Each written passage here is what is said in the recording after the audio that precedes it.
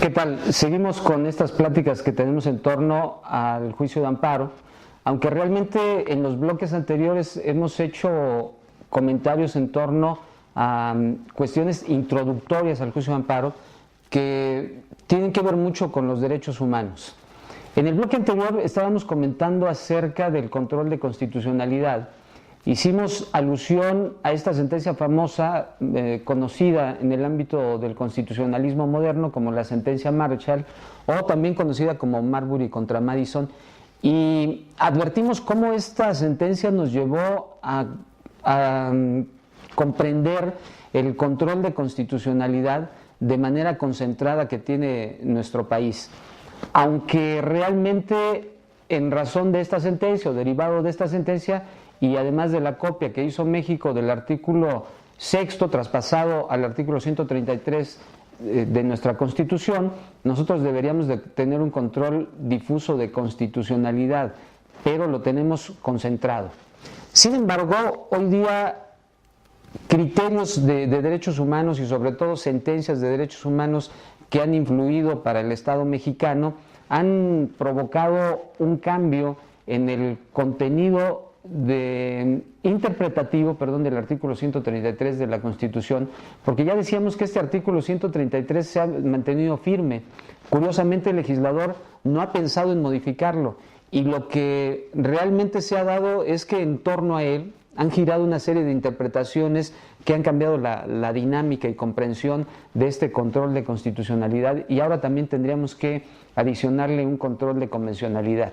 Pues bueno, en torno a esto, penosamente hay 6 sentencias para el Estado mexicano de condena por parte de la Corte Interamericana de Derechos Humanos. Solamente a manera de cita, y después aterrizaríamos en una de ellas que me parece que es la más importante por la incidencia que ha tenido. Podríamos comentar que esas sentencias son el caso algodonero, de algunos problemas de cuestiones de género que se dieron en el estado de Chihuahua, concretamente en Ciudad Juárez, y que en su momento me gustaría también abordar la temática de manera concreta dada su importancia. El caso Castañeda Gutman, en el que una persona por sí misma pretende ser elegido candidato a la presidencia de nuestro país y sin embargo se recibe una respuesta negativa, se le dice no puedes porque no perteneces a ningún partido político. A partir de ahí él pretende establecer alguna acción de inconstitucionalidad, o mejor dicho, para que se pudiera declarar la inconstitucionalidad de preceptos que establecían que solamente a través de un partido político se podía participar en la vida política de nuestro país, sin encontrar los mecanismos adecuados para ello, y este fue el punto de su reclamo, que también esto quizá sería materia de abordarlo de manera independiente. El tema de los campesinos ecológicos, que son dos campesinos del estado de Guerrero a quienes se les atribuyen delitos contra la salud.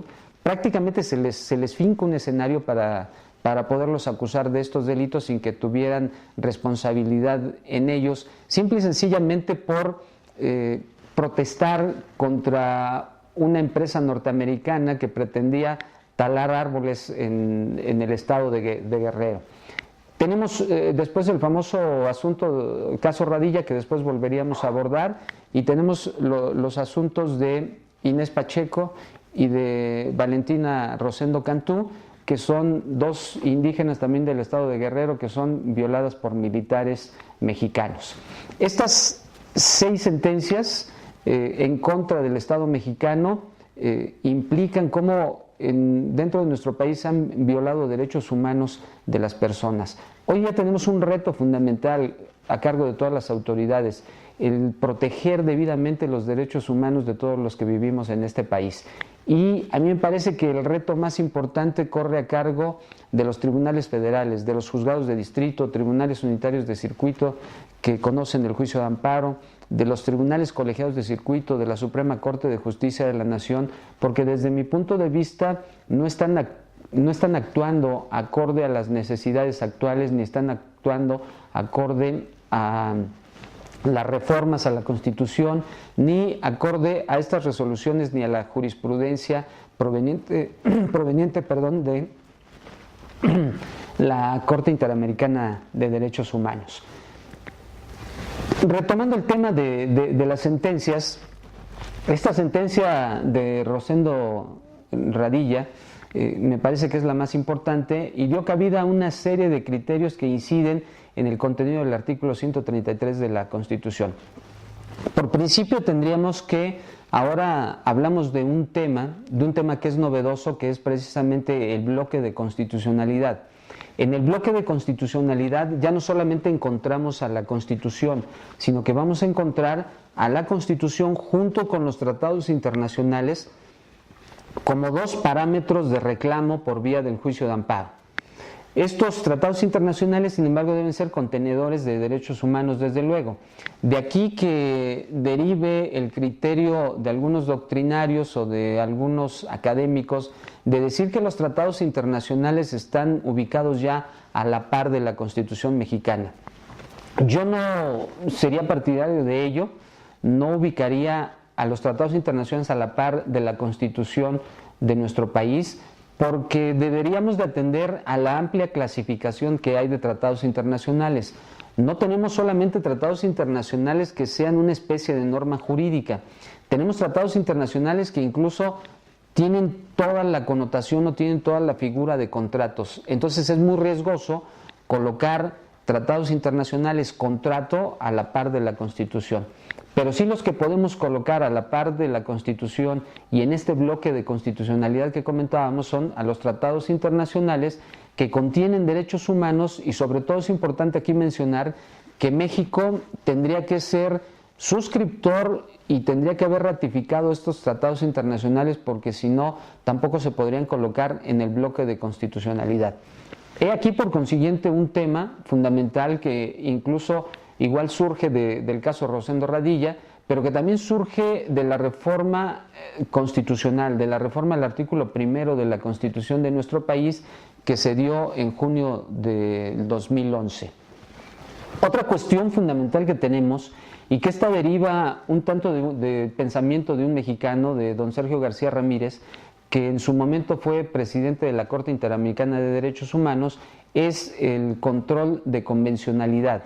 Este control de convencionalidad surge precisamente del criterio que don Sergio García Ramírez tenía y tiene todavía, en el sentido de que en la Corte Interamericana de Derechos Humanos se hace algo parecido a lo que sucede en nuestro país con la Constitución mexicana.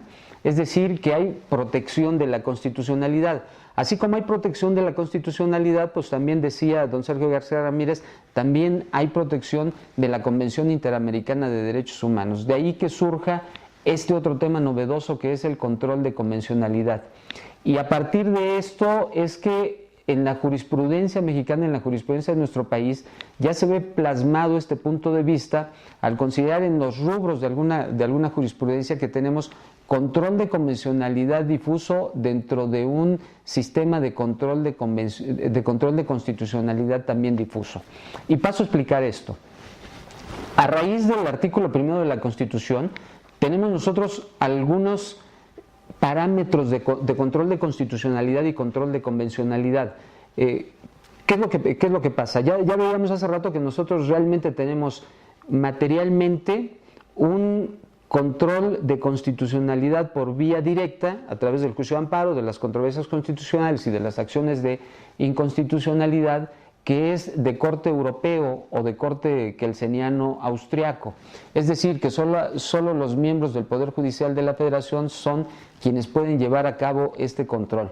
¿Con qué facultades este control? Pues con facultades de eliminación de aquellos preceptos o de aquellos artículos que sean contrarios a la Constitución. Pero después, a raíz de la reforma del 2011, tenemos también un control difuso de constitucionalidad. Este control difuso de constitucionalidad ya no solo reside en algunos de los órganos jurisdiccionales, sino que va a residir en todos los órganos jurisdiccionales del país. ¿Qué significa esto? Que todos los jueces tienen que hacer este control de constitucionalidad, pero estos jueces no tienen facultades de eliminación de las normas jurídicas que sean contrarias a la Constitución. Estos jueces lo que tienen que hacer es apartar la norma jurídica inaplicar o dejar de aplicar la norma jurídica que sea contraria a la Constitución. Entonces, de aquí ya podrás advertir que hay dos tipos de controles actualmente derivados de esta reforma constitucional. El control de constitucionalidad concentrado, directo, y el control de constitucionalidad difuso, incidental, que es el que hacen todos los jueces en el país. El primero, decíamos, con facultades de eliminación de la norma jurídica que sea contraria a la Constitución, y el segundo solamente con facultades de apartar la norma jurídica que sea contraria a la Constitución. Y posteriormente, como comentábamos, viene este control de convencionalidad a raíz de este criterio de don Sergio García Ramírez, en su momento presidente de la Corte Interamericana de Derechos Humanos, y que él decía, hay que hacer lo mismo con la Convención Interamericana como se hace con la Constitución. ¿Qué significa esto? Hay que proteger la convencionalidad, hay que proteger el contenido de la Convención Interamericana de Derechos Humanos. ¿Cómo se va a hacer? Pues a partir de la reforma también de junio del 2011 al artículo 1 de la Constitución, todos los jueces del país, aparte de hacer un control de constitucionalidad, de proteger la constitucionalidad, también tienen que proteger la convencionalidad. ¿Esto qué significa? Que no solamente ya deberán apartar aquellos artículos que sean contrarios a la Constitución política de nuestro país, sino que también ahora tendrán que apartar aquellos artículos que sean contrarios a la Convención Interamericana de Derechos Humanos.